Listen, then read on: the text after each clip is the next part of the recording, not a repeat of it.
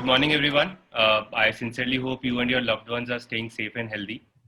I'd like to start by thanking each and every one of you who have joined us today.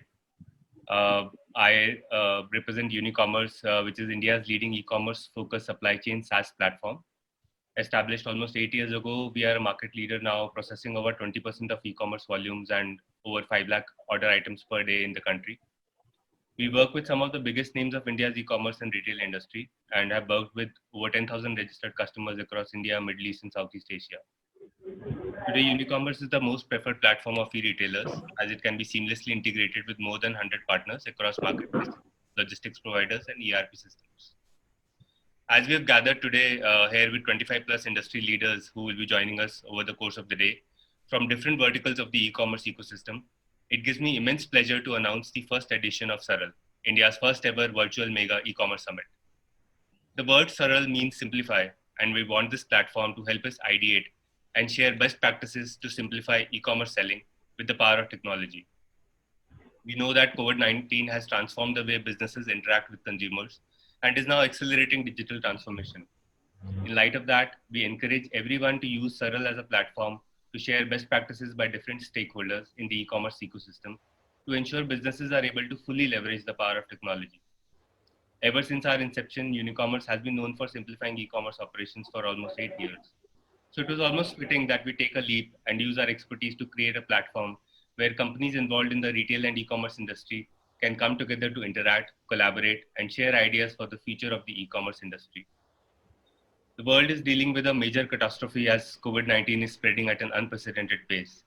Every business across the globe has been impacted. As the world has come to a literal standstill and social distancing becoming an integral part of our daily lives, people are afraid of leaving home and now relying heavily on e-commerce for their shopping needs. Every research and study predicts that this will give a boost to the e-commerce industry in the long term.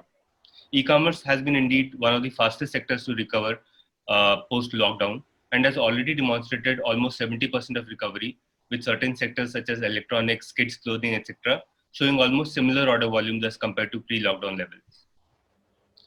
Hence, we believe that e-commerce has a great potential in the time to come. And it's been over 2 months since the first lockdown was announced in India, and the e-commerce industry has changed significantly since then. Last 2 months have transformed the way businesses interact with customers. We have seen newer partnerships being formed. For example, Flipkart tying up with a Spencer's Retail or a Vishal Mega Mart. Traditional brands wanting to go direct to consumer, for example, Marico or MTR Foods tying up with Zomato or Swiggy, or additional product lines being launched. For example, fashion players launching a product range for masks and other similar or sanitizers, etc.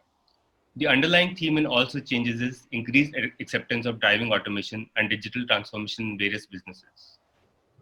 Businesses across sectors are working towards strengthening their digital presence, and we realized that this is an appropriate time to launch a platform where businesses can learn and adapt with suggestions of some of the great minds of the e-commerce ecosystem. With this summit, we aim to help businesses navigate through these uncertainties and find solutions to launch and scale up their e-commerce operations while ensuring profitability. This is the first ever summit by Unicommerce, which has been strategically curated with 5 sessions focusing on different aspects of e-commerce businesses, such as e-commerce automation, building a direct-to-consumer brand, or omnichannel being the new normal in post-COVID-19 era. You will be witnessing insights by the leadership of some of the biggest names in the e-commerce industries. Business leaders from companies such as Shopify, Shiprocket, Genesis, Logic, Razorpay, Shiplite, Freshworks, Yellow Messenger, Tally, Payoneer, etc., and many more will be sharing their thoughts with you. While this was supposed to be our first virtual e-commerce summit, this is also turning out to be one of the biggest virtual e-commerce summit with over 3,000 registrations across different business categories, scale, etc. We are very excited to host all of you in this day-long summit and hope it provides you the necessary takeaways for you to manage your business better. Without taking much of your time, let's move ahead and begin your first session. I hope you all have an insightful day and we are able to help you make your e-commerce business Saral. So if you have all the panelists for session 1,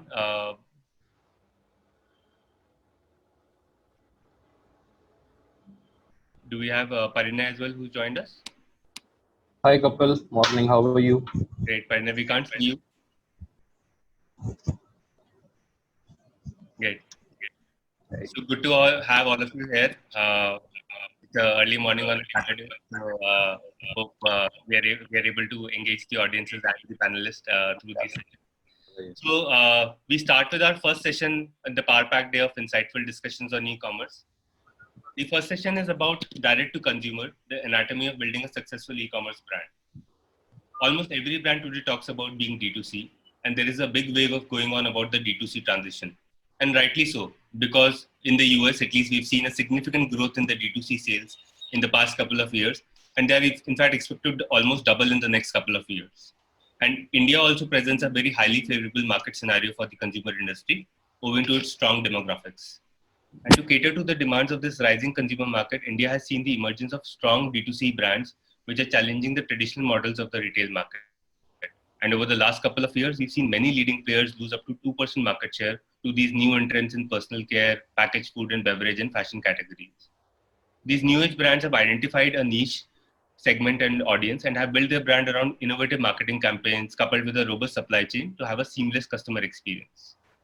Thus, we thought it would be just to have this as our first session topic. And today we have the privilege of hosting some very accomplished speakers who have experience working with many such leading D2C brands, albeit from different facets of the ecosystem. Without further ado, I would request all the panelists to introduce themselves. But before we start our discussion on the topic of building a successful direct-to-consumer brand, I would like to request the audience to please pose their questions in the Q&A section and not the chat section. And these questions will be addressed at the end of the session. Over to you, Sandeep. Good morning, everyone, and welcome to the first session. My name is Sandeep. I'm a director of international growth with Shopify. And Shopify, for those of you who may not be aware, is an end-to-end commerce platform that will help retail businesses set up and grow their business of any size. And the idea is the platform and the tools that we provide make commerce better for everyone. And I'm super excited about interacting with the fellow panelists and all of you over the next 1 hour on how to build a successful e-commerce brand or how to go direct to consumer. Thank you. Thanks, Sandeep. Raghu, if you could go next. Hello, everyone. Good morning. I'm Ravinuthala. I'm the co-founder and CEO of Yellow Messenger. It's very exciting to be on this panel with some of the companies powering the ecosystem. I would love to talk about how conversational AI and messaging and WhatsApp commerce is driving significant parts of the D2C wave today. Thanks, Raghu. Veda, we could go next with you. Sure. Thanks, Kapil. A very good morning to everybody. Excited to be here as part of this panel. My name is Veda Narayanan and I take care of the SMB, the small and medium business practice at Razorpay. I'm sure a lot of you would have heard of Razorpay. It happens to be one of India's top fintech players. We're better known for our payment gateway and our receivable suite of solutions, which allow businesses to be able to receive funds. But we've metamorphosed to also offer solutions which allow businesses to be able to pay out funds, and we offer working capital lines of credit as well. Previously led marketing for multiple e-commerce companies. As Sandeep mentioned, very excited to be here. I share his enthusiasm. Looking forward to interacting with the fellow panelists and adding value to this entire summit. Thank you for the opportunity again to Unicommerce and to Kapil. Thanks, Veda. Parnay, over to you. Yeah. Good morning, all panelists and attendees in presence, which I see is a rapidly growing number right now. So I'm Parnay Khan and co-founder and CEO for Shiplight.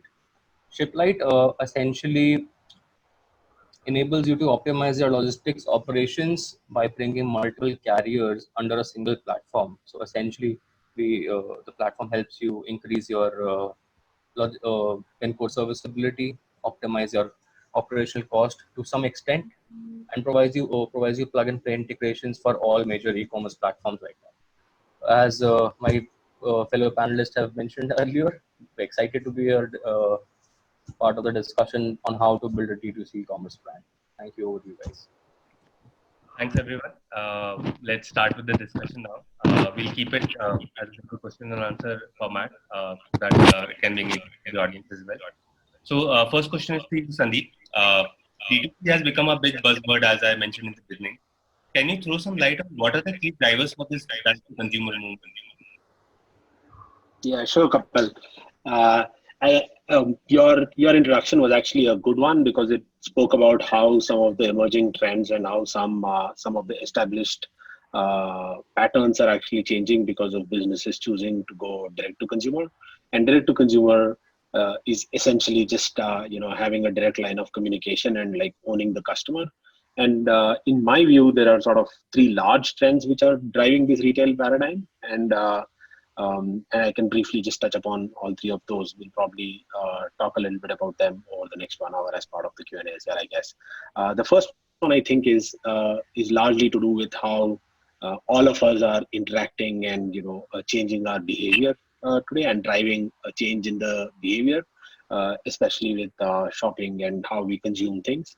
All of us are like buying more things online with higher frequency, and that is basically just providing a big impetus, or it is a big driver for businesses also to change their approach, because at the end of the day businesses have to adapt to how consumers are evolving and go service the consumers where they are. So just being present online is not the only thing, but it's also around how do you make sure that you are meeting the requirements and the needs of the consumers by going direct to them, either through your own online store or through social channels or any other medium possible.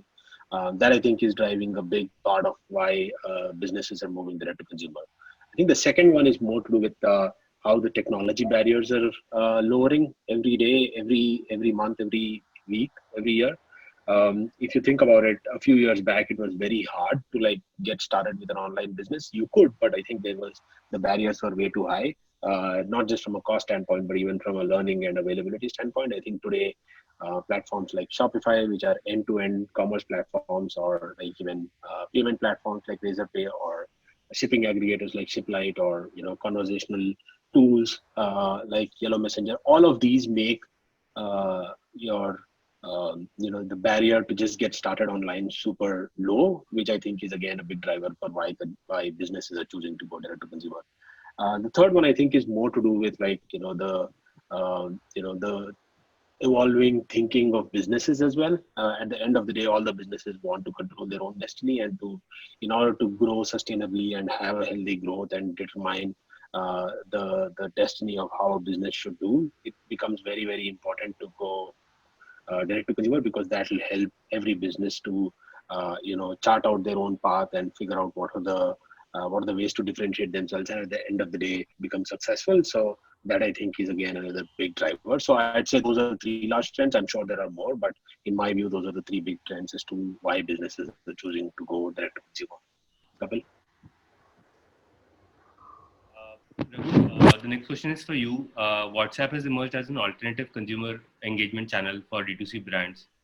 How do you see these D2C brands leverage WhatsApp as a medium to grow their sales? Absolutely.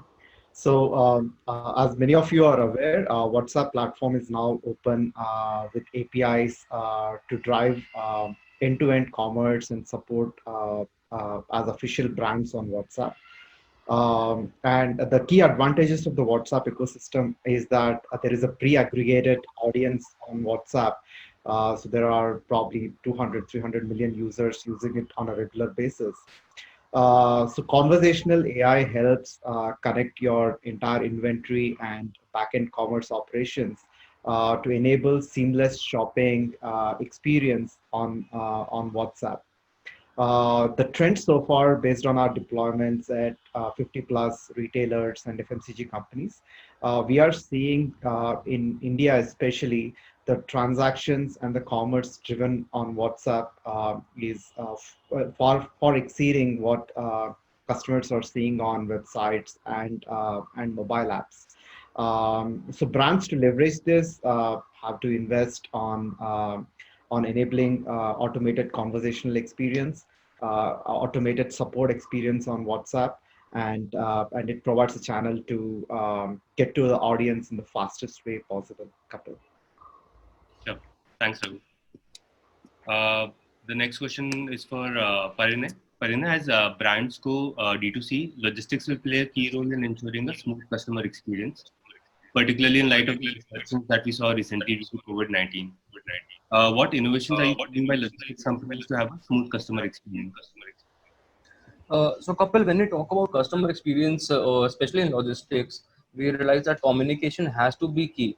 So, proactive to and fro communication with your customers, regardless of what kind of prepaid or COD orders they have placed, has always been a key metric to drive your customer experience. Now, when we talk about technological aspects, so we as an aggregator, we typically enable all shippers with whatever services a carrier can enable us. In this unprecedented times, multiple carriers have come up with solutions like contactless delivery, not uh, similar to like Swiggy and Zomato. We have now have shipments being delivered without physical verification signatures.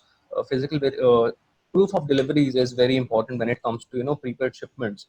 So now we have seen carriers adopting OTPs as a method of proof of deliveries instead of taking a physical signature to reduce contact. And similarly, we are shortly also introducing a feature wherein pre-booking or at the time of booking, shipper can also check if the area which they are trying to ship to is a containment zone or not. uh, so that typically reduces the chances of the shipments getting returned. So steps like these, coming in from multiple carriers and aggregators supporting us, we as integrating partners for carriers and logistic partners for the shippers, are continuously striving towards providing better support and better uh, trans transparency towards the logistics operation currently, which is working on a skeletal system right now, so that all shippers can have a better provide a better customer experience and have lesser return rates with the optimized cost. Sure. Thanks, Fred. Veda, next question to you, because you've worked with a lot of SMEs. Do you see a lot of SMEs wanting to become B2C, and what are the specific enablers they need for them to be able to attract a lot of consumers, given that they may have limited budgets? Yeah, that's a very interesting question, Kapil. And at Razorpay, we've had the opportunity to have a ringside perspective of the goings on of the entire SMB and startup ecosystem in India. And something that we have observed and we've come to the conclusion is the fact that SMBs, small or medium businesses in India, and startups are in a hurry. Right? They want to deliver seamless experiences to their consumers, and they want to do it really, really quickly. They don't want to wait to actually build a very strong digital presence to actually be able to receive digital payments. And we've seen multiple data points which attest to this fact. Data point number one is the fact that the majority of the new merchants who actually sign up at Razorpay for receiving payments from their customers are actually users of digital payments for the first time ever. So these are not people whom we are stealing away from the competition. These are people who are coming on board into the digital ecosystem for the first time ever. Right? That's something which is very interesting. So all of these people essentially want to cut out all kinds of intermediaries. They want to disintermediate, and they want to directly receive digital payments from their consumers, which I think is an extremely exciting sign for the entire entrepreneurial ecosystem in India. That's number one. Number two, till a year back, the traditional payment gateway offering that we used to sell was our number one selling product, right? The payment gateway, for having to use a payment gateway, you need an e-commerce website. You need to have the technical know-how to be able to integrate that website with your payment gateway. But now that is no longer the case. Smaller medium businesses have actually gravitated away. While payment gateway still happens to be one of our top selling products, they're actually gravitating towards another more seamless zero tech integration effort involved product called payment links. So even if you know nothing about technology, you don't know to enter a line of code, a lot of small or medium businesses can actually use payment links, and within a matter of minutes, they can start receiving payments from consumers. So both of these trends, the trend that we're seeing first time acceptors of digital payments come on board every single month, every single week. Number two, the fact that small and medium businesses are gravitating towards a more seamless way of accepting digital payments. Both of these point to the tremendous opportunity and the growth for the larger D2C ecosystem in India. Sure. Yeah. Great. Thanks. So then I suppose even for these alternative channels like WhatsApp, the technology of payment links will even be more useful. Absolutely. Enables the SMEs also to interact with their consumers more seamlessly. Yep, absolutely. Thanks. That's helpful.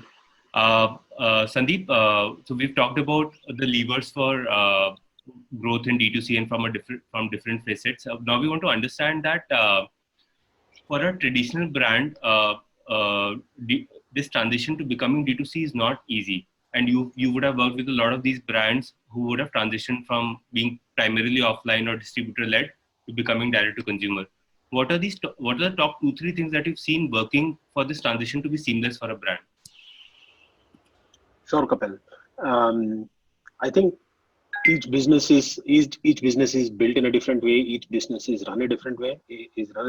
So there's obviously there are things that are unique to every business and how they grow and how they build their journey.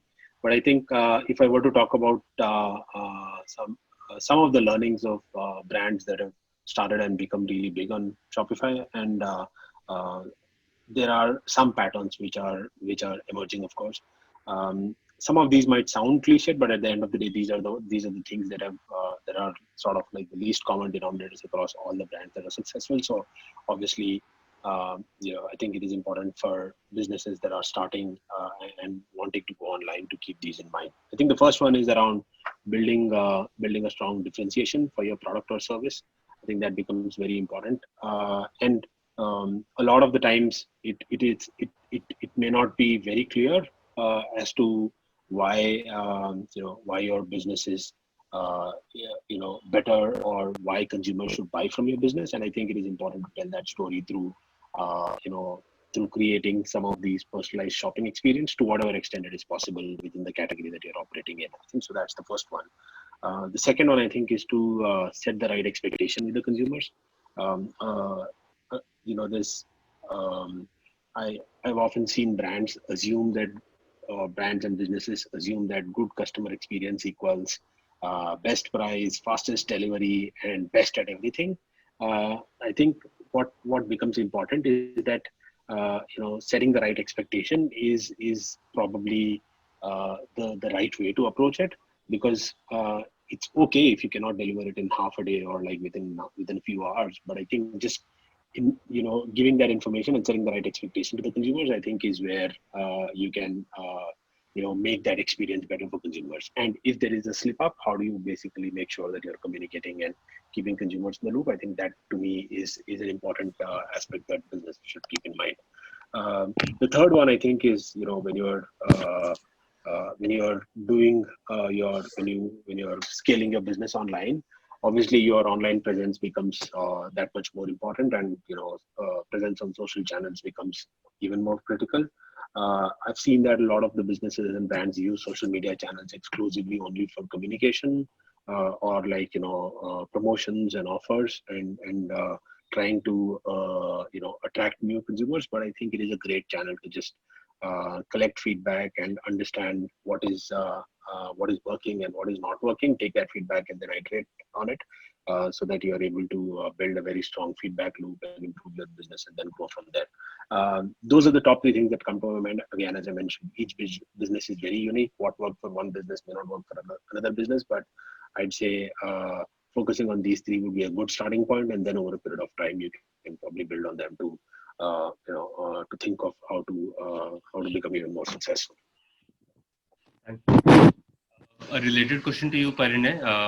When a brand is going to they're always compared to Flipkart, Amazon, and providing a similar customer experience.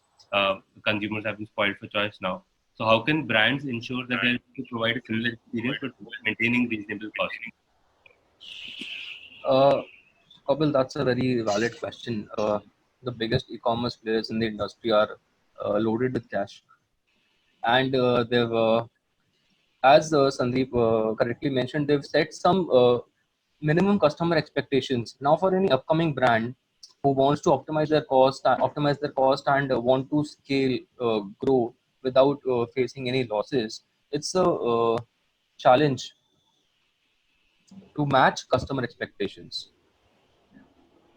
From I would just point out, on just summarizing 3 points. 3 keystones for this is: first is trust.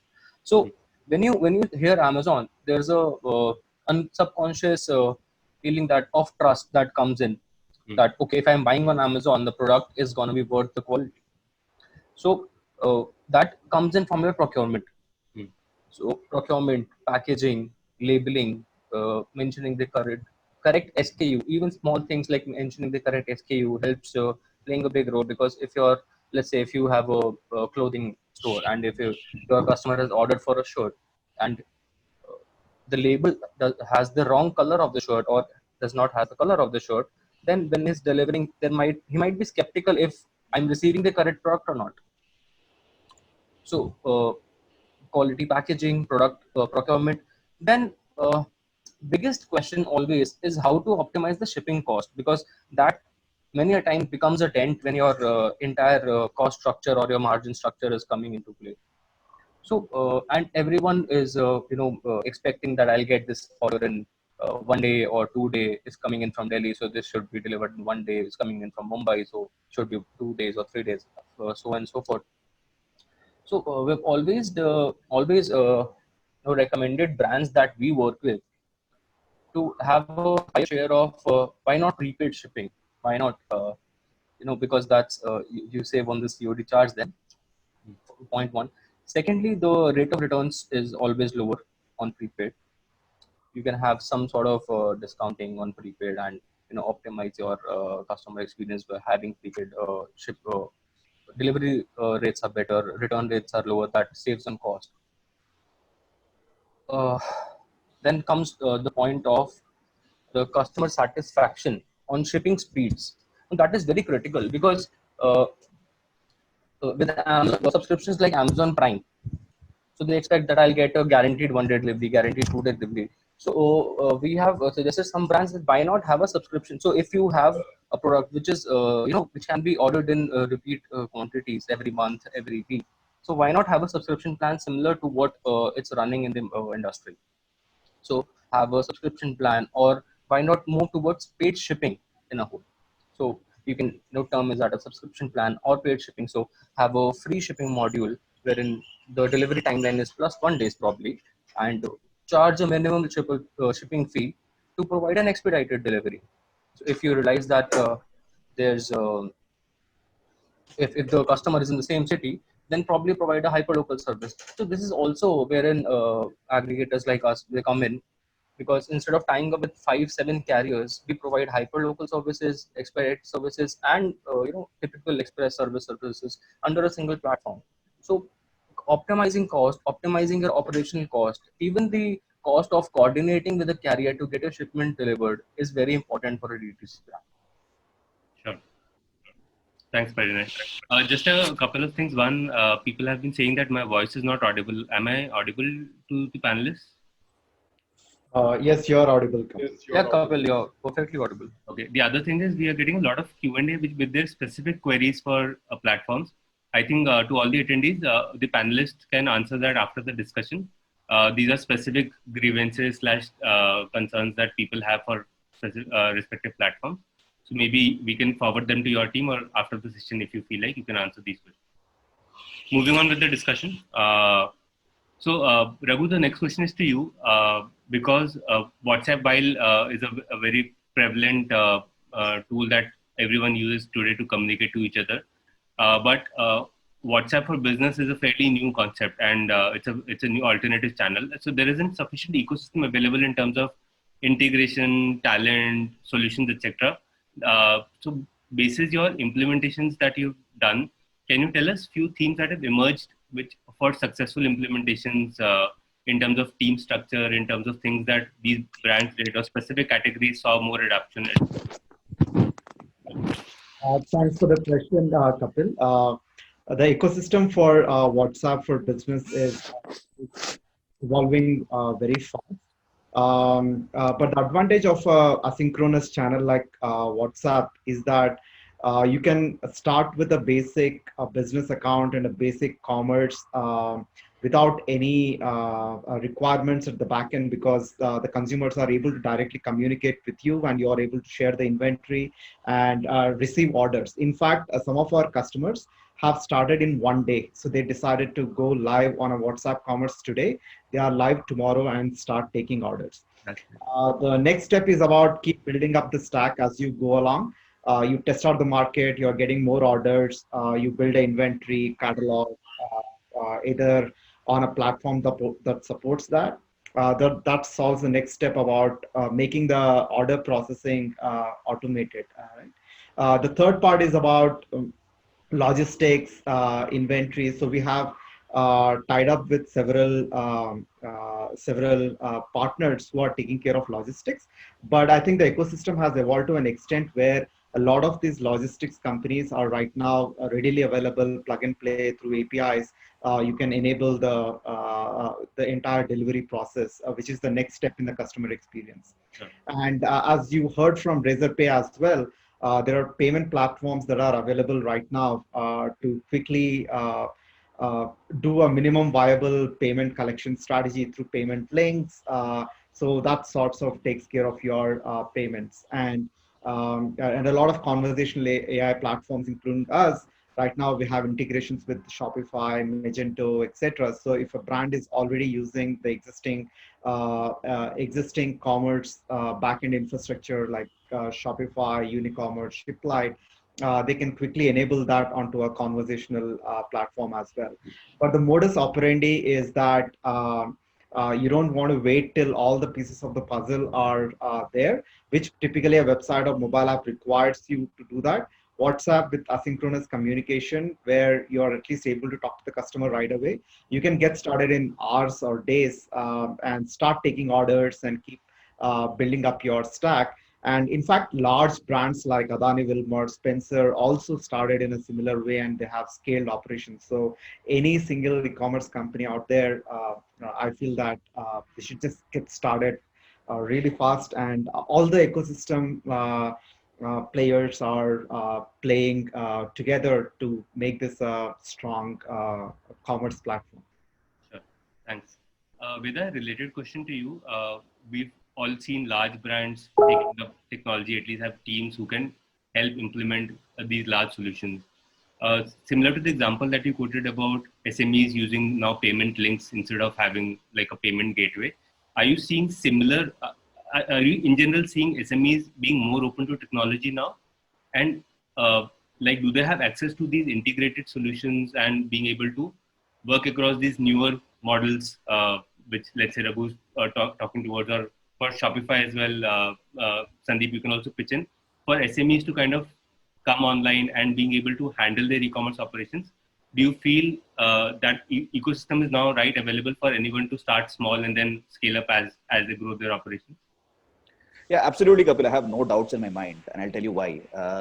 Previously, prior to Razorpay, I worked in a couple of companies where for selling our products, we essentially needed to have a human-to-human conversation, right? Because consumers, and I was selling both to B2C and to SMB and to enterprises. And for enterprises, this is fairly intuitive. Large enterprises, they want to speak to a human being or see a human being in person before they close the sale.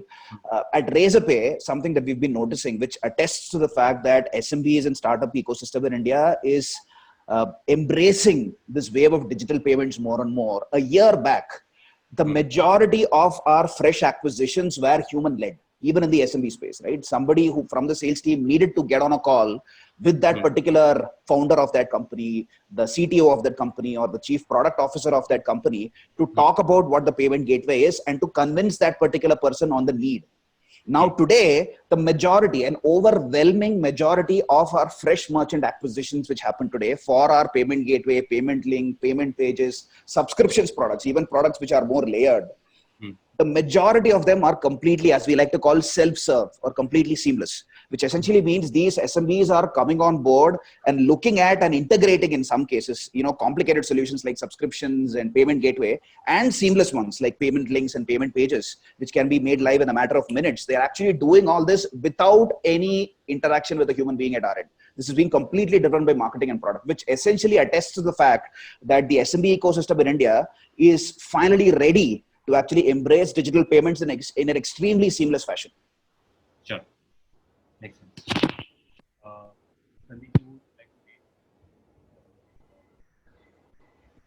to has been focused more on SMEs to begin with. But do you see now the ecosystem available along with Shopify for SMEs to scale up their digital operations or e-commerce operations? Yeah, I mean, I sort of agree with what Veda was mentioning in terms of it becoming super easy. I spoke about it a little bit when I talked about technology barriers becoming low. I think even the way the products are built out now and the kind of platforms that we have, including Shopify, including Razorpay, and including a lot of other tools that there are. They are super intuitive in the sense that if you're starting afresh, you will possibly see all the options of what are required for you to get started, right? And as you evolve your business, then more functionalities, more features of the platform start opening up, so that you don't get overwhelmed in the first shot, and that you are having this difficulty in just getting started, right? I mean, ideally, when you want to get started, it should probably take you 2-3 clicks, and then you get started. And then over a period of time, as in when you have a question about, okay, how do I do this, the platform should be smart enough to be able to throw you those options and take you through that journey. And I think most products that are getting launched now for SMBs typically follow the same curve. So it'll be super easy for you to get started, including I can speak about Shopify. You pick a plan and then you get started immediately. So, and after that, when you get to a point where you add your products is when, let's say, a payment gateway options start coming up. And when you install that is when, let's say, shipping comes into play. And once you have those, let's say you start with 2 products or 3 products, and then over a period of time, when you start increasing complexity, I think more features start becoming available, which I think is a good journey for anyone to go on. So I think the first step has become super easy. So that is probably driving a lot of the SMBs to get started, and then slowly evolve into moving on to more complex features or more complex tools. Sure. Thanks. We are to the attendees. We are getting a lot of questions about they've got websites or brands, but they're not getting a lot of volume. So we will be addressing those in our next session, which talks about optimizing your e-commerce presence. So now moving back to the panel discussion, I think it's a great point that both of you are making, that there are now plenty of options available, and it's easy for anyone to start up. But with these options available, there's a lot of confusion as well for a SME particularly, or even for a large brand, to figure out what's the best platform that they use for different things. So maybe starting with you, Sandeep, I know Shopify is like a de facto option for most people who want to start their website. But what are these top 2-3 considerations that anyone should keep in mind while choosing a platform? Besides, obviously, the cost, people would want to keep the TCO low. But besides that, what are 2-3 considerations that they should have in mind while choosing the front-end platform? Yeah, I think it's a good question, and I think this is something that most people spend probably a lot of time on before they get started. So let me give you the top 3 that I can think of when you're choosing an e-commerce platform that you want to get started with. I think the first and foremost is just doing a complete assessment of the requirements and what you want to do, because a lot of the times you might end up comparing features between 2 platforms and choose something, but then you never end up using that after you pick the platform. So because it's very important to try and have clarity on what is it that is the most important for you as a business, for you as a brand, and then compare all the platforms or all the options that you have to see which one fits better. So I'd say spend a lot of time in identifying your own requirements before you move on to the evaluation phase, because when you look at the evaluation, you might be comparing features that are probably not as important to you and choosing something basic that doesn't make a lot of sense. The second one I think is to do with more specific to the e-commerce platform. I'd say there should be comparisons on factors like ease of use, reliability and flexibility, or flexibility in terms of choosing different options of the entire value chain, be it from payments to shipping to support to CRM, all of these. How are the platforms weighing in terms of offering that ease of picking and flexibility? I think that becomes really important. And a small, excuse me, within the same thing, I think it is also important to keep in mind that whenever there is this evaluation that's happening, it's always better to have slightly longish or medium term horizon, because what happens is if you choose a platform basis your current state, more often than not, before you want to go back to this evaluation phase, you'll probably keep doing it, because you want the choice that you make at least last for more than 6 months, for example. The third one I'd say is you spoke about price and cost. I think price and cost are really important, but it's important not to go by the sticker price, because the sticker price is basically when I say sticker price, it's the price that are quoted on like different platforms. They are for a specific set of features. So the smart way to probably think about it is to think about the total cost of ownership, because what you see is for a specific set of things that you're getting, but you might end up actually spending a lot more if you think of all the things that you need to get started and and set up your business. So I'd say to the extent possible, looking at total cost of ownership, including like people cost to run that business, hosting costs, including the cost that you will pay to to the payment gateways, everything put together. That would probably be a smart way to evaluate and then decide what's best for your business. Sure. Thanks, Sandeep. Veda, we are in fact getting a lot of questions about comparing the different payment gateway options. How do they choose? There are many of them available. So how does one decide which one is the best for their business?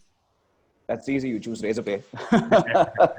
But on a more serious note, there are multiple. Obviously, cost is a critical point of consideration for any small and medium business. We are certainly cognizant of that, and we certainly recognize that. So, cost is going to be a primary determinant. But something else that also comes into play is one is obviously how much of a seamless and a native experience are you actually able to provide to your consumers? Because consumers, if they are in the midst of shopping with you, they would ideally not want to have a very clunky experience, right? So how native and simple and intuitive and seamless can that consumer experience be?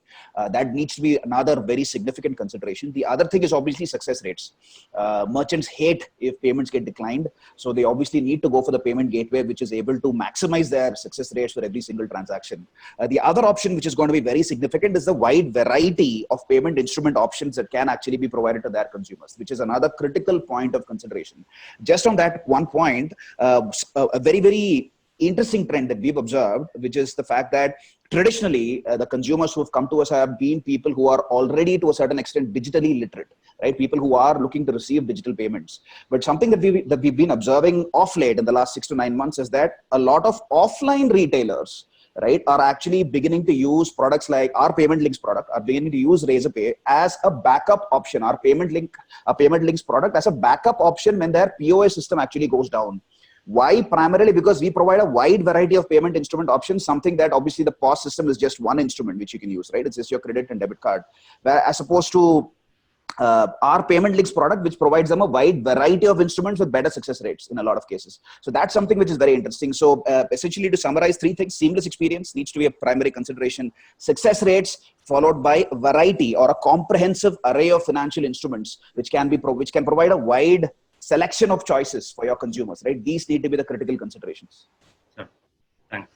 Parineet, there is also a question about logistics. Again, there are many logistics aggregators available.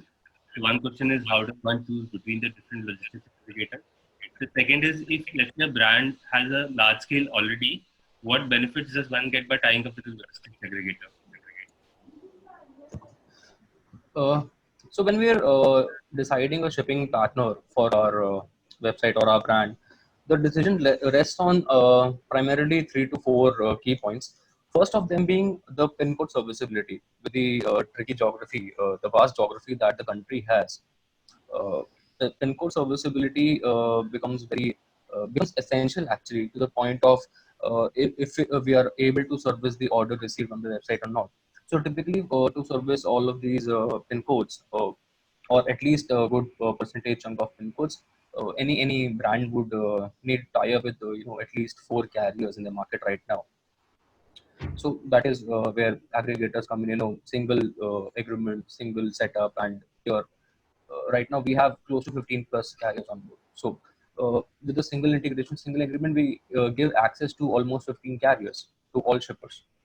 Second would be the spread of services. So that's different from number of carriers. So spread of services would typically be like if an aggregator has hyperlocal services or not, if they have expedited services. So basically that's the typical air express. And then do they have categorized shipping modes? So let's say we have some shipping modes that are more suited towards probably a brand selling bags. Then there is a shipping mode that is more suited to to brands selling bulkier products, or then there is a mode which is suitable to brands selling smaller products, which are smaller by weight category. So this, if the aggregator has this kind of shipping spread or not. Third would be the ease of use, obviously, as my colleagues Sandeep and Ved both have mentioned, ease of use. So ease of use depends on every platform's ability to optimize the business solution. So when we say ease of use, we have a single click integration to Shopify. It takes less than 2 minutes and you're ready to go. So like you set up your store in X time, then you sign up with the shipping aggregator, then all you need to do is 4 to 5 clicks and your order start importing. You can just start booking your orders. So this kind of ease of use for integration, so plug and play solutions. Uh, then obviously brand reliability. What kind of support services they're offering? What kind of delivery rates the aggregator has? What we cannot emphasize, no one emphasizes upon, is the indirect cost an aggregator can save.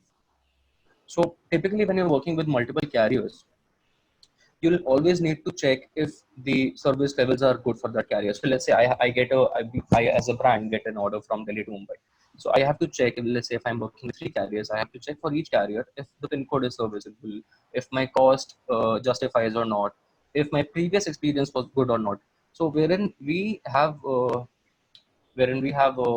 assignment module, wherein we offer a single price for all carriers and eliminate the pain of choosing a carrier. So the decision from a perception goes to a database decision, now being made by an algorithm running on the backend, checking performance histories, and then allocating carriers. So indirect cost, indirect expenses, the operations, the coordination with the carrier, the tracking of each shipment, making sure it gets delivered, has to be brought down. These indirect costs can, end up saving a lot more money than the actual penny saved on shipping freights. Thanks, Parinay. We have few more minutes before we take on the audience question and answer. So I think one of the key topics that everyone's top of the mind, at least as the e-commerce volume scales up, is returns. How does one manage returns? Veda, the first question is for you. That handling the returns or customer refunds is a critical part of smooth customer experience. What safeguards should be put in place from a financial transaction perspective to ensure that refunds can be seamlessly processed? That's a great question, Kapil. So at Razorpay, we do make sure that we follow all of the PCI DSS security requirements. So even before we get to refunds, from an overall transaction perspective, we make sure that the transaction is as secure as it gets. And from a refunds perspective, if and when there is, for example, a chargeback claim that is raised, we always make sure that we protect the interests of both the merchant and the consumer. That's something that we always ensure, and we do arbitrate to make sure that the correct decision is delivered in all of the situations possible. So apart from a lot of the security checks and balances that we bring into play from a transaction perspective in terms of PCI DSS compliance, etc., we also make sure that from a refunds and a returns perspective, we protect the interests of both the merchant and the consumer, and we leave nobody standing in the rain, so to speak. Sure. Thanks. Parinay, even for logistics, it becomes an important thing. Like what would you recommend brands to do to optimize RTOs?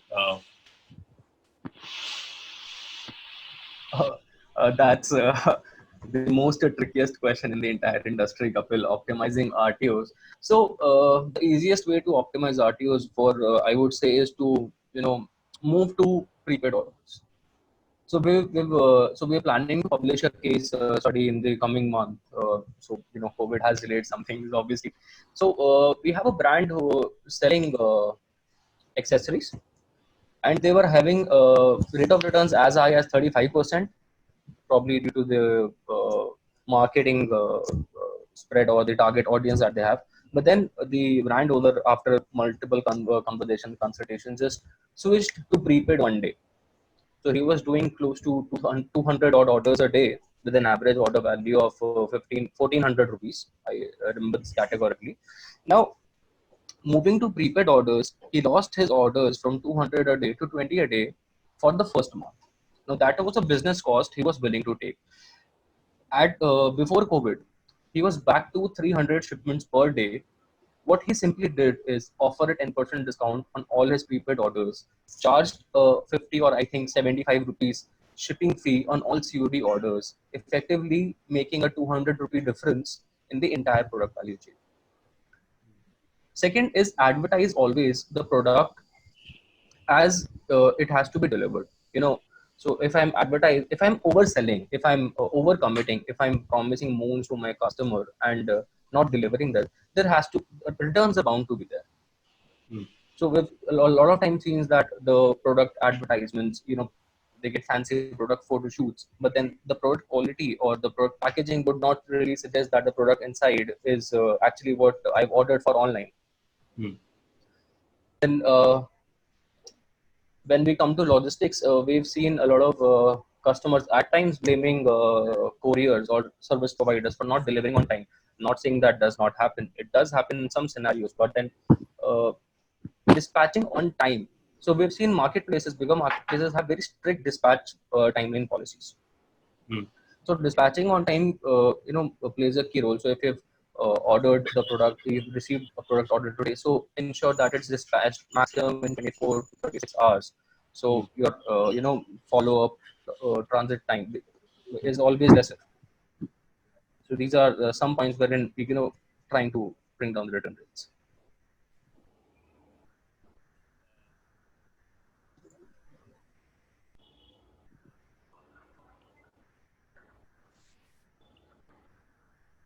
You're not audible. Am I audible now? Yeah. Okay. So I was saying that we've seen due to COVID, there are some changes in consumer behavior. People are shopping more online. There is a higher degree of prepaid orders that are coming in.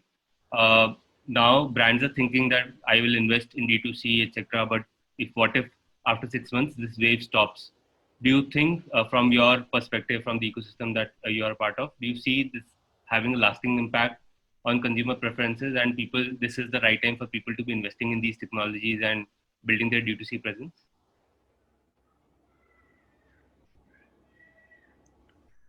Hey, this question is for me. Sandeep. Anyone else can also pitch in. Go ahead, Raghu, and then I can follow up. So from our side, we expect this to be a lasting impact. Three reasons that we see. So far, aggregators have thrived because one, the quality of the app or the front-end interface was something that they could control and invest a lot of money, whereas individual brand owners were not able to get to that level of sophistication. And with a lot of companies helping build that at a very low cost, and also platforms like WhatsApp, which are democratizing the front, is eliminating that big barrier. The second big barrier is aggregation of marketing and demand, which these platforms were able to bring. We are seeing that a lot of that is being disaggregated or democratized with pre-aggregated platforms like WhatsApp, right? So it's already audience, so there is no need for aggregation there. And third, they are in control of their customers. So customers are suddenly finding that they don't have the contact information of their own customers, and that's all data is stuck with the leading brands. And it was a big jolt during this time that they're not able to just contact their customers back saying that, hey, you can directly order with me. So that's the data that they are missing. And all these sacrifices are coming at 20 or 30% of commissions that they are paying to large aggregators, distributors. So there's a large realization, and we see that this trend of disaggregation and direct to consumer be a very, very long-term trend. Yeah, I mean, I'd have a similar view to that, which is basically both from the consumer side as well as the businesses side. It is not something that is there is a short-term jump and then it will go back to what it was before COVID. In general, I feel nothing's going to go back to normal or nothing's going to go back to how it was before COVID.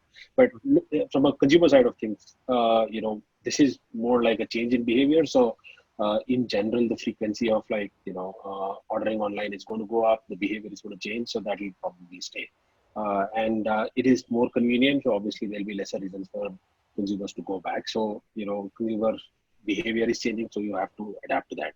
from a business standpoint, you just realize that if it is more efficient, then it makes more sense to like invest in it and grow it as a channel rather than just trying to go back to something that was probably lesser in terms of efficiency. And you spoke about like the investment and cost. I think it is important to look at, as a percentage of your overall, business, what percentage of it is going in as investment to set up your online channel or online business or going direct to consumer. My guess is that it will probably like very, very less or far lesser compared to whatever your existing setup is. And that should be a good indicator to say that, okay, you have to, it just makes more business sense also to probably just continue on this. I mean, what was a nice to have channel earlier is a need to have now. So I don't think that is going to change or that is going to go back.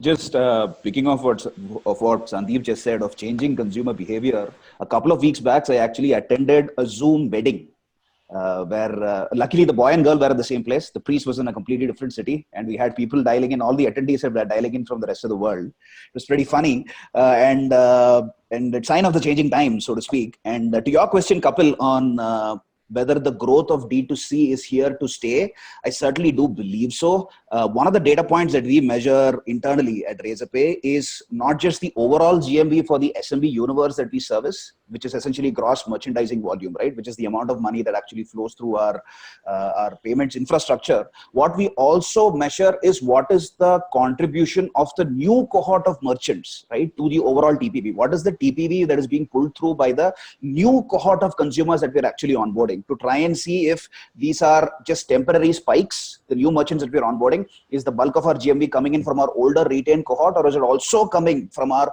new fresh acquisitions of SMBs and startups? What we have been observing over the last 3 months, despite COVID, is the fact that the GMV that is being pulled through by the new cohort of merchants that we're actually onboarding every single month, that is at all-time highs. And that is sustaining, which essentially means that the cohort of merchants whom we onboarded in February contributed more in the same month, in their first month of operation at the Razorpay, more than ever before, more than any other cohort ever did. The same applied for March, April, and May. And those same cohorts have also sustained in subsequent months as well. So the Feb cohort of merchants we acquired continued to contribute significantly higher quantum of GMV than what previously acquired cohorts ever did in their second month of operation. They continued to do well in March, in April, and May. The same applied for subsequent months cohorts as well. So which essentially points to the fact that this trend of D2C, where SMBs want to disintermediate and want to offer solutions for payments to their consumers directly, is here to stay.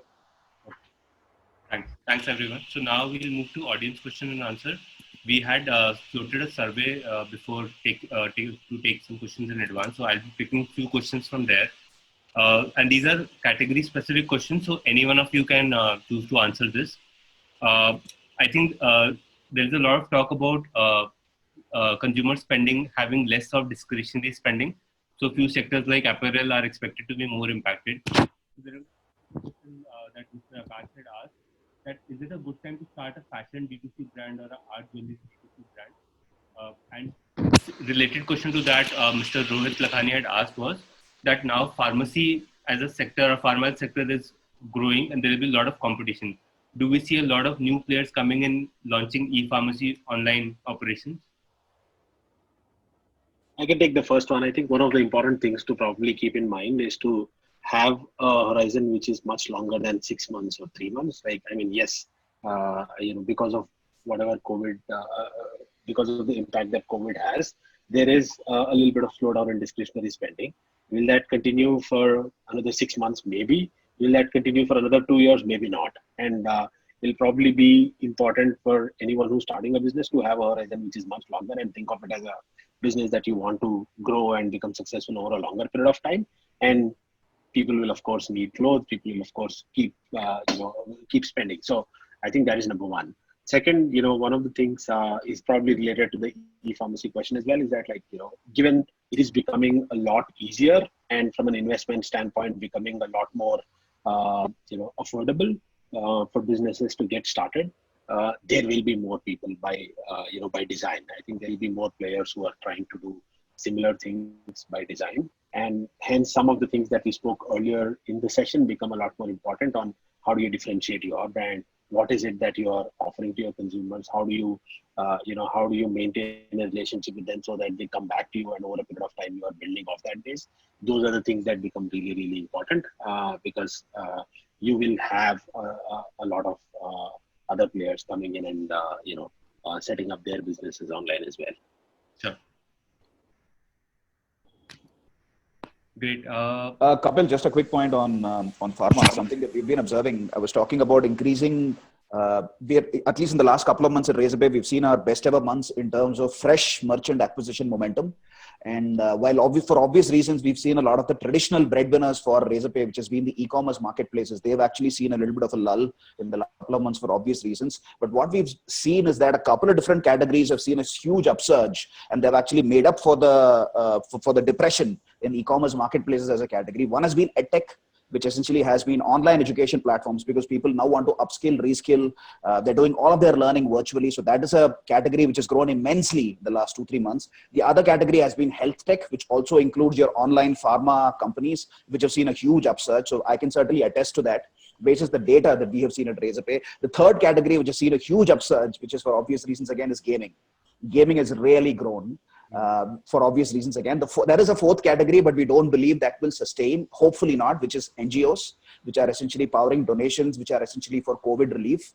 We've seen that also boom, but I'm hoping for, in the best interest of the country, that NGOs would not have to continue to raise donations into the future.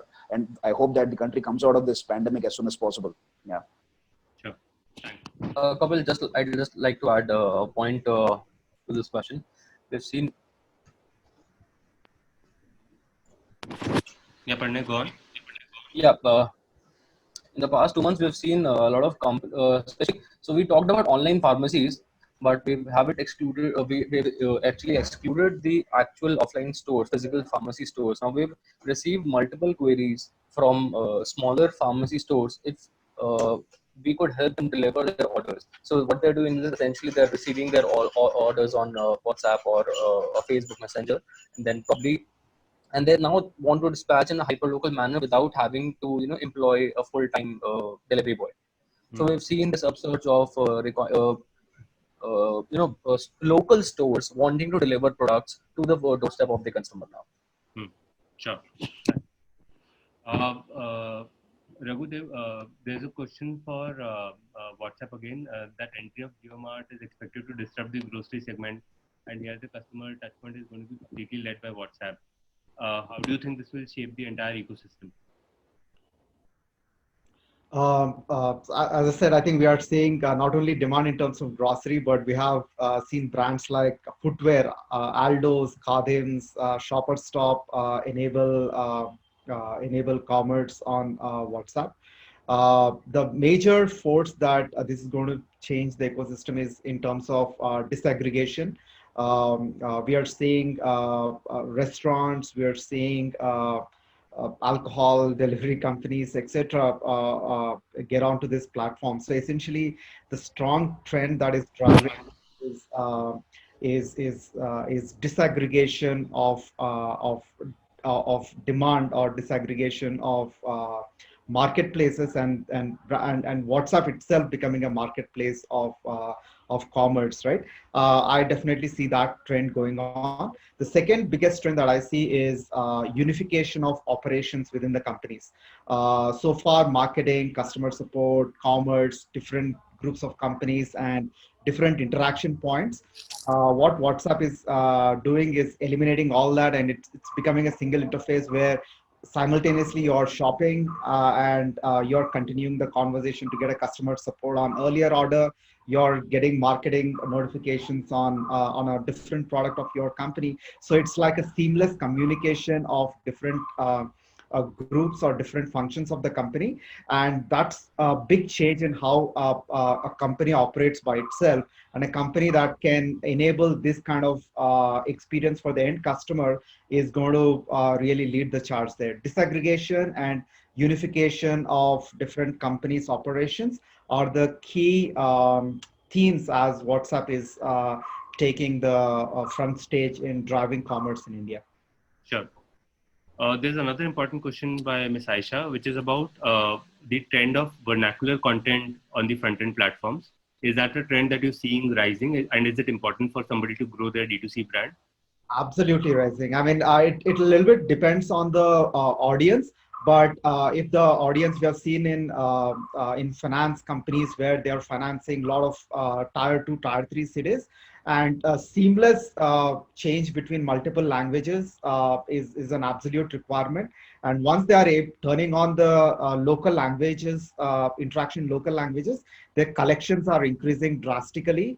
The orders are increasing drastically, because if you see, right, probably 100 to 200 millions of Indians probably can just interact only on vernacular. Second, they are only interacting on platforms like WhatsApp, and their only way of interaction is probably texting in local language or giving voice messages in local languages. So that's absolutely a key change, and this can drive a lot of increase in volume and digitally reaching a large segment of audience. Only thing before investing here you need to look at is whether your audience is among the tier 1 or tier 2 or tier 3 category, and go for it. Sure.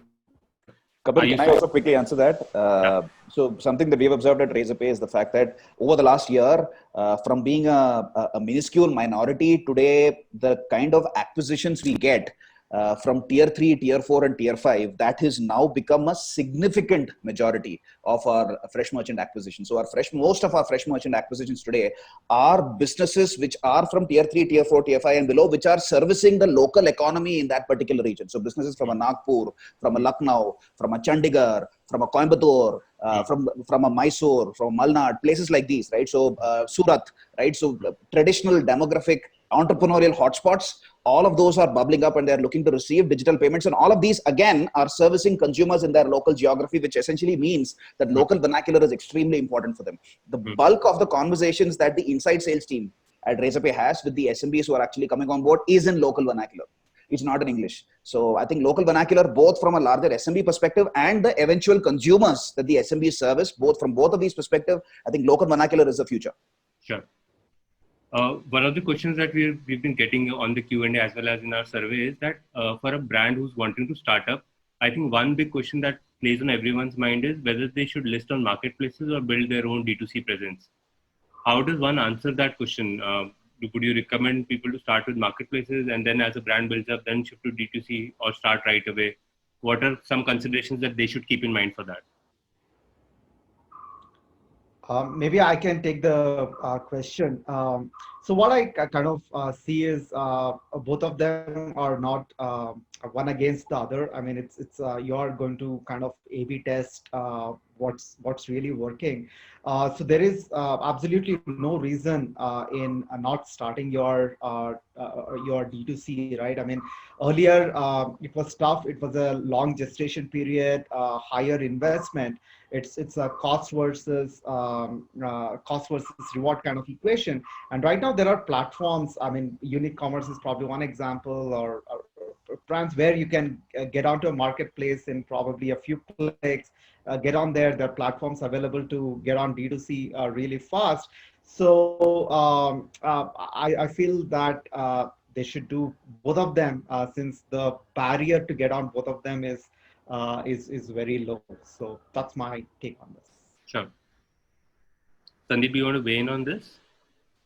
No, I think Raghu hit the nail on its head. And, each business, I mean, it does not have to be a binary option of, yes or no. I think it is like both of them can coexist. In fact, I'd say that having a multi-channel approach is probably a good way to, explore and figure out, where your strengths lie and where is it that you want to double down. Sure. You should probably list a marketplace. You should have a direct-to-consumer plan through your own online store. Maybe explore even social channels as well to figure out where is it that you're getting traction. And as a business, each business will have its own strength and where they can actually deliver a good experience. Sometimes it is marketplaces, sometimes it is your own channels.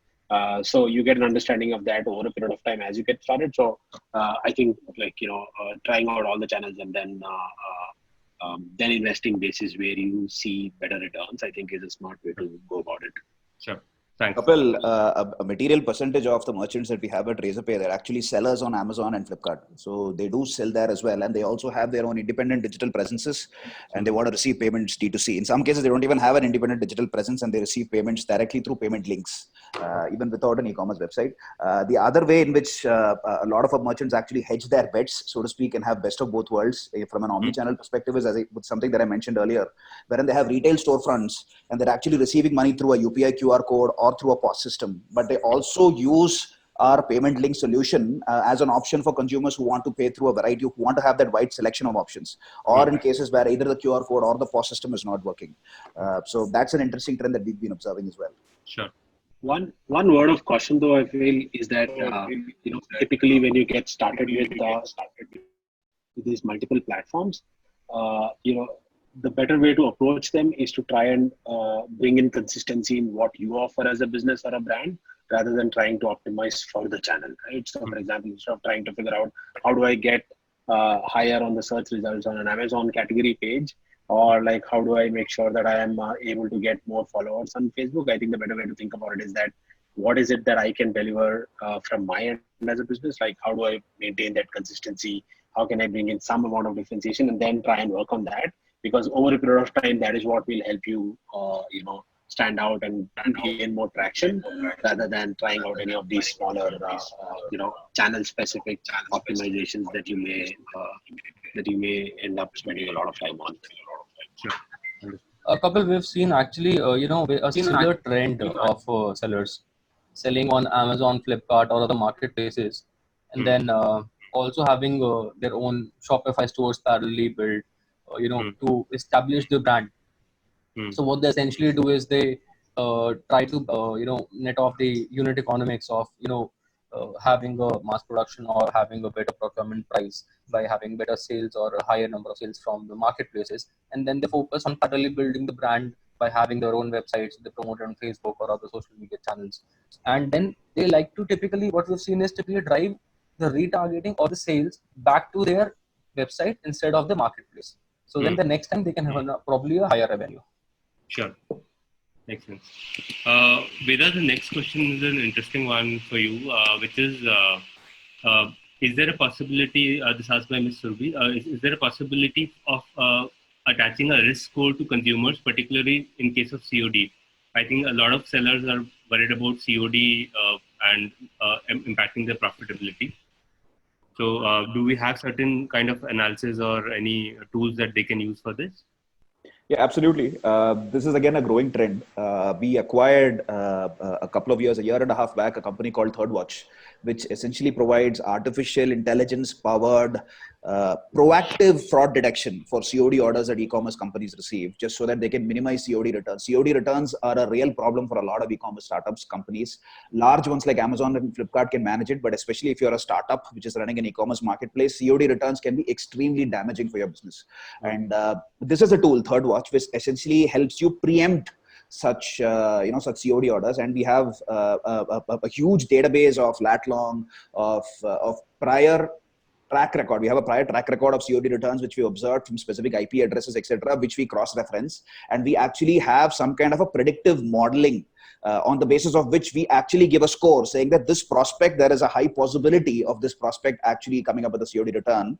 This is green. So we have a green, yellow, red flag kind of a system wherein we say that this customer is green, you can offer COD as an option. This customer is a red one, do not offer COD in the checkout. So this is available as an integrated offering along with a payment gateway as well. Yeah. Interesting. Great. Parina, the next question is for you. I think again related to customers not behaving as per the expected norms or the logistics providers. So basically, some logistics providers claim that they have attempted, but they don't even try reaching to the customer, and the product comes back to the warehouse. So, is there a way to tackle this particular thing? So so what we really suggest on COD confirmations also. So we strongly suggest all brands to do a small COD confirmation call. We can never eliminate the human touch out of this entire e-commerce ecosystem, which plays a very pivotal role. So when you do and what we have realized is COD confirmation calls act as a two-way road. So first of all, about COD confirmation, when you call your customers, you can just quickly also ask them to verify the address, so the return rates are lower. Because in case of missing landmarks, a lot of times uh, shipments do not get delivered. Coming back to the remarks problem, we've seen a lot of carriers. So every carrier, after an attempt, will post a non-delivery remark, and we've seen brands not basically shippers not responding to that because of this policy does not exist on Amazon and Flipkart to respond to the queries that a carrier has raised, or your shipping provider basically has raised. So because Amazon, Flipkart, they manage it themselves. But when it comes to your own website, communication with the carrier or your service provider is equally important compared to the communication with your customer also. Sure. So you have to tell your carrier that this, just do a simple call or send an email, send a text that your shipment was attempted. We've seen a lot of brands and websites that won't even send an SMS that your shipment was attempted, not attempted. So what we essentially do at Triple here, just to be brief about it, we send continuous SMSs to the customer so that they're aware that a shipment is coming. So they are not in limbo if the shipper has the website has dispatched my shipment or not. Considering high percent of COD orders, a lot of shoppers a lot at times they even forget that your product was bound to come because they are not aware. So a small thing as simple as an SMS, which redirects probably to your branded tracking page.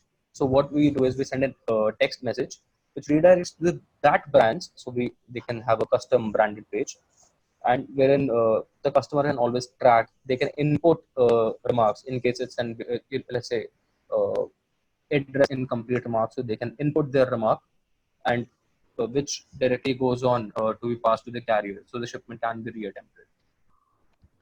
Sure. Thanks, Parinay.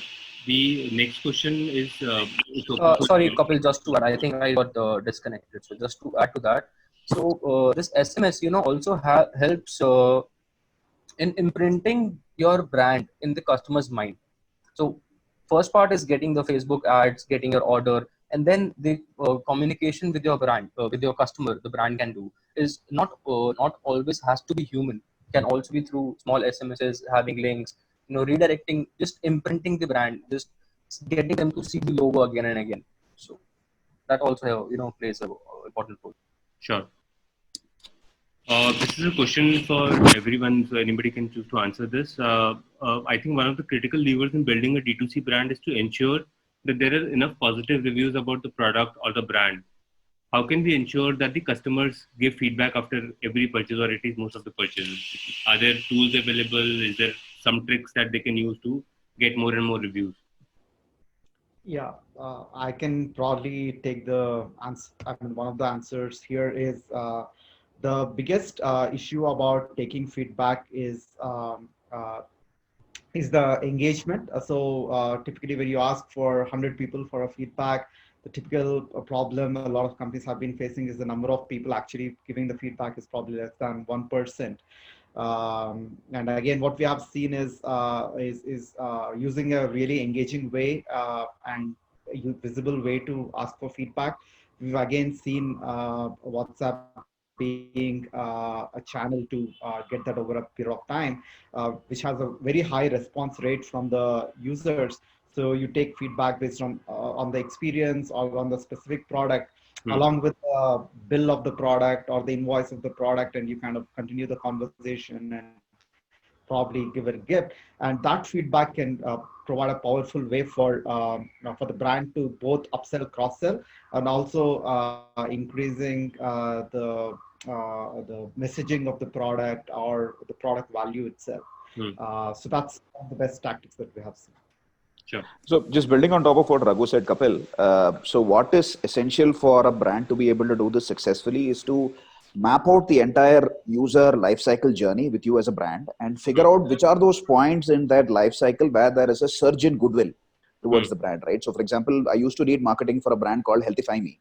prior to my current stint at Razorpay. And there, essentially, we managed to grow referrals, consumer referrals, as a very strong acquisition channel for us over 2 to 3 quarters by essentially doing this. So, Health Family was and is an app that essentially helps people become more mindful of their eating habits, helps them track their eating habits, workout habits, weight loss patterns, etc. So, as and when we know that there is a user who has, say, eaten a bowl of, say, millet upma, which is an extremely healthy dish, we know that that person is going through a surge of goodwill then. Or when that person has, say, lost weight or has gained muscle for somebody who's looking to bulk up, we know that they're particularly happy. There is a surge in goodwill that they're feeling towards the brand. And that is going to be a very opportune time for you to actually ask for something from the consumer. It could be, as Raghu said, it could be a cross-selling, upselling opportunity, or it could be a rating, review, referral opportunity. It could be anything. Sure. There are a bunch of tools which help you do the rating and reviews, but I feel a couple of hacks that I don't see them being used too often, but I think can be useful is the first one is, I think, the timing. When do you actually send the question for feedback? Like when someone completes a process, you send them a question. There's not much differentiation. They just made the process. So it may or may not be the point where you can stand out. That's number one. So timing becomes really important. Goes back to a little bit to what Veda was mentioning. The second one, I think, is just how do you frame the question? A lot of the time, the feedback question are like, how did you like the experience? Rate us from 1 to 10, right? Like, I mean, that's very vague. I mean, you will probably, if you have a bad experience, there is a high chance that you will click 1. If you have a good experience, there's a high chance you will probably skip giving the feedback. One hack that I found pretty useful was that the order was delivered X hours before what we promised, right? Are you satisfied? And like a simple change is like, oh, okay, that's great, because it was like, 3-day delivery. I got it in 2 days. That's good. So I'm forced to do a feedback of 4 on 5 instead of maybe not doing it or like doing 3 or 2, right?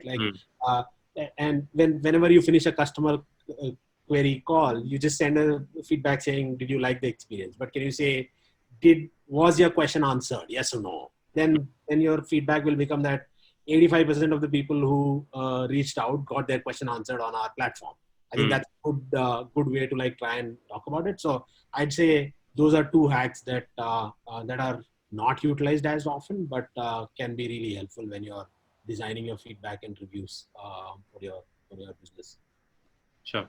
Kapil, just quickly like to add to what Sandeep said. The timing of when you're asking for feedback is very critical. So for logistics specifically, the last message that we send to any customer that has received the order is, your order has been delivered. Leave a feedback. So leave a feedback with the link, which redirects to the branded page again. Then they can just simply rate. And so we've been very so this is as simple as that SMS that we send to all the shipments being delivered for all customers that we have, for all shippers that we have. Sure. So, Kapil, there is just something for us to be cognizant of. There is a very thin dividing line. So, if you are asking consumer, if you're trying to do a net promoter score survey, for example, wherein you want to measure how strong is your entire consumer experience that you're actually delivering to your consumers, there you've got to make sure that there is no kind of subtle nudge, right, which might essentially quote unquote game the system and possibly nudge the users to give a slightly more positive feedback to you than what they might have, because that purpose of that exercise is to get a very honest opinion from your consumers on how you're faring as a brand. But for exercises like these, where you're looking to get more referrals and ratings and you're trying to look for cross-selling, upselling opportunities, etc., marketing speak can come in, right? You can actually gently nudge the consumers to do the intended action that you're actually wanting them to do. Right. Yeah. Makes sense. And those are great points, and I think we have now run out of time. So thanks so much. It was a real pleasure having all of you here.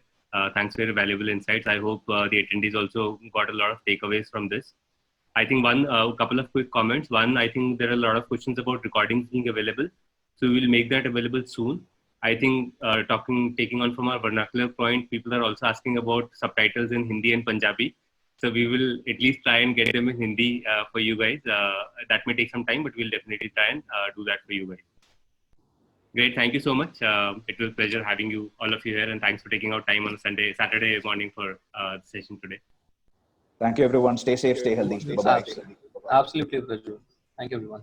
Once again, I would like to thank our speakers and Kapil sir, our CEO, for sharing the valuable inputs, keynotes from this session I'm sure would holistically will reflect on the doables for building up a better D2C brand. So thanks a lot, speakers. Now we are forging ahead towards the session 2.